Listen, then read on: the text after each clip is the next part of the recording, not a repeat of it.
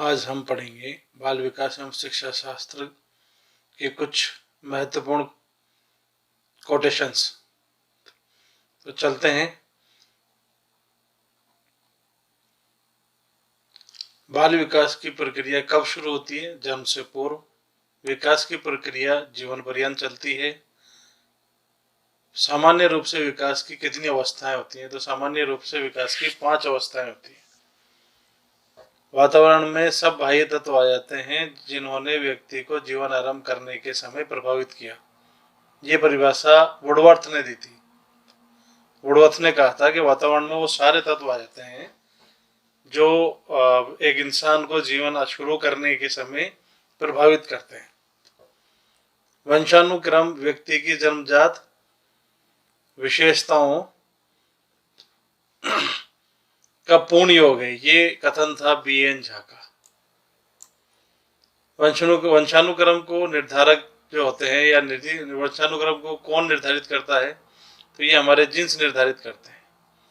कौन सी विशेषता विकास पर लागू नहीं होती? विकास को स्पष्ट इकाइयों में नहीं मापा जाता। बिल्कुल विकास को किसी भी तरह से एक मानव के विकास को, एक बालक के विकास को किसी भी रूप में स्पष्ट रूप से नहीं मापा जा सकता। नेक्स्ट हमारा आता है शैशव काल का नियत समय क्या है? तो शैशव काल जन्म के समय से 5 या 6 वर्ष तक चलता है। बालक की बुद्धि का विकास पर क्या प्रभाव पड़ता है? बालक की तीव्र बुद्धि का विकास पर क्या प्रभाव पड़ता है? विकास सामान्य से तीव्र होता है। विकास एक प्रक्रिया है, तो विकास मानव के गर्भावस्था से लेकर और उसकी मृत्यु तक चलने वाली एक निरंतर प्रक्रिया है। तो हम कह सकते हैं विकास एक निरंतर प्रक्रिया है। बाल्यावस्था में मस्तिष्क का लगभग 90% जो है विकास हो जाता है और अंतर्दर्शन विधि में खुद के अध्ययन पर बल दिया जाता है। जैसे कि इसके नाम के अंदर शो होता है अंतर्दर्शन, मतलब खुद का दर्शन, तो स्वयं के अध्ययन पर ही अंतर्दर्शन विधि में बल दिया जाता है। नेक्स्ट हम आते हैं, बालक को आनंददायक और सरल कहानियों द्वारा नैतिक शिक्षा प्रदान करनी चाहिए, ये विकास है। ये कथन किसका है? तो ये कथन कोलेसनिक का है। विकास के संदर्भ में मैकडूगल ने मूल प्रवृत्त्यात्मक व्यवहार का विश्लेषण किया था। ये कई बार पूछा गया है। विकास के संदर्भ में मैकडूगल ने मूल प्रवृत्त्यात्मक व्यवहार का विश्लेषण किया। जब हम किसी भी व्यक्ति के विकास के विषय में चिंतन करते हैं तो हमारा आशय होता है उसकी कार्य क्षमता से और उसकी परिपक्वता से होता है, उसकी शक्ति ग्रहण करने से होता है। संवेगात्मक विकास में किस अवस्था में तीव्र परिवर्तन होता है? किशोरावस्था में। विकास और वृद्धि एक दूसरे के पूरक हैं। चरित्र का विकास प्रतीक है उत्तेजना का। चरित्र का विकास हमेशा उत्तेजना का प्रतीक होता है। विकास में मानसिक विकास के लिए अध्यापक करते हैं बालक को सीखने के पूरे अवसर प्रदान करें। मानसिक विकास के लिए अध्यापक के क्या कार्य हैं? तो कार्य हैं बालक को सीखने के पूरे अवसर प्रदान करें, छात्र छात्राओं के शारीरिक स्वास्थ्य का और पूरा ध्यान दें, व्यक्तिगत भेदों की ओर ध्यान देते हुए उन्हें समुचित वातावरण की व्यवस्था करें। वाटसन ने नवजात शिशु में मुख्य रूप से कितने संवेगों की बात कही? तो वाटसन ने भय, क्रोध व स्नेह, 3 जो संवेग थे वो बताए थे नवजात शिशु के अंदर।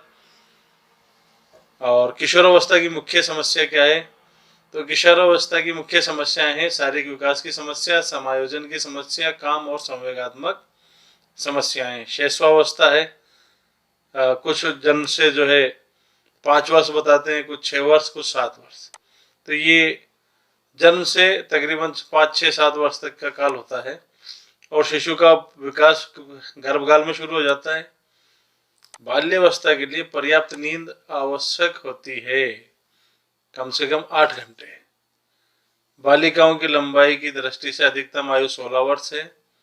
बालक के विकास को जो घटक प्रेरित नहीं करता है वह है वंशानुक्रम और वातावरण, दोनों ही नहीं करते हैं।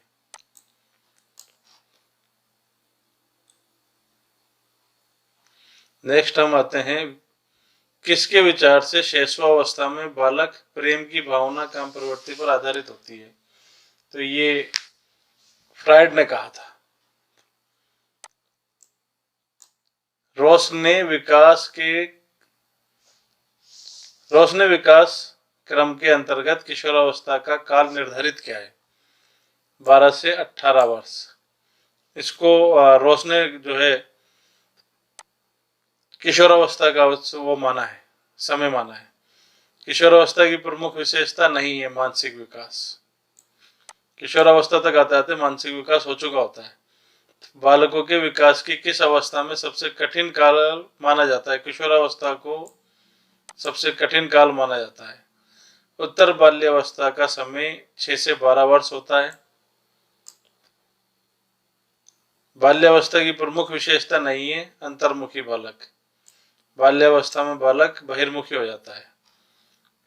संवेगात्मक विकास में किस अवस्था में तीव्र परिवर्तन होता है? किशोरावस्था में तीव्र परिवर्तन होता है।